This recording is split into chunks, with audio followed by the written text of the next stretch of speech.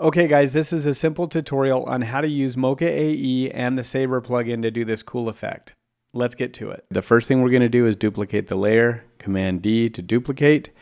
Then what we're going to do is we're going to go to Effect, Boris FX Mocha, Mocha AE. Go ahead and click on the button.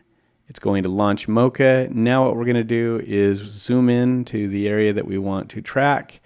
So then we're going to click on the elliptical X-spline and we're going to click and drag. And we're just going to get it kind of close. So about right there. Go ahead and let it go. And then we'll just adjust it by these anchor points. Now that I've got it pretty well adjusted. Now that I have adjusted, we're going to go ahead and hit all of the track motion options. And then we're going to track backwards and track forward. And just keep an eye on the rim to make sure that as it's tracking, it doesn't slip.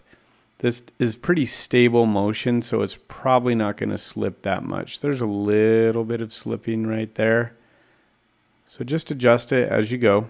And once that's done, we'll go ahead and save and X out. So the tracking is now done. Save it, close it out.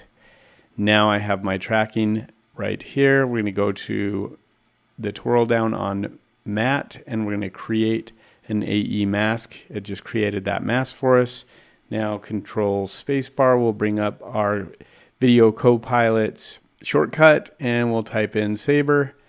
Now we have Saber added to this layer. Then what we're going to do is go to Customize Core and we're going to make sure that it says Saber is default. We're going to go to Layer Masks. And from Layer Mask, we've got that there. It looks great. We're going to scroll down to Render Settings. And where it has Composite Settings, we're going to take that and turn it to Transparent.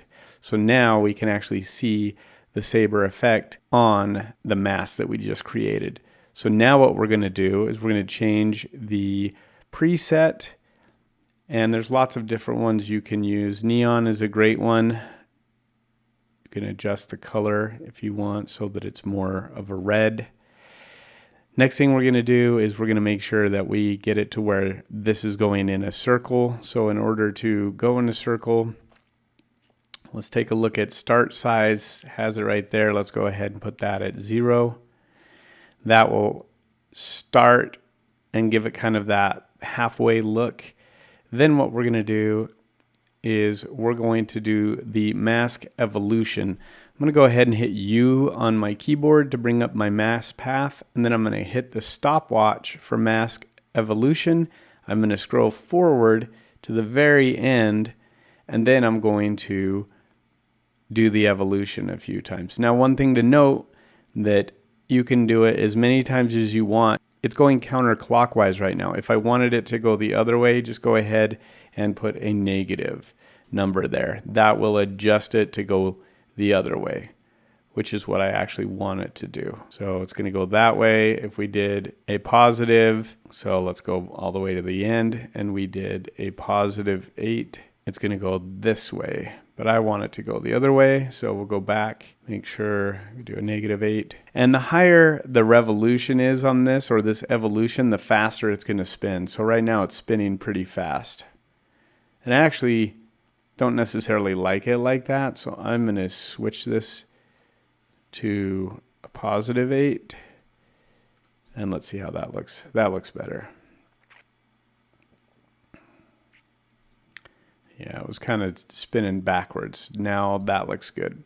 And if you want it to go slower, then obviously just go here and drop this to like a 3 and it will go much slower. All right, you guys, that's how you add the Saber effect. If you want to add it to both tires like I was talking about, you just duplicate the layer and then do the same process over again. If you like this video, please consider subscribing and giving me a thumbs up. I really appreciate it, and hopefully this helps you guys out.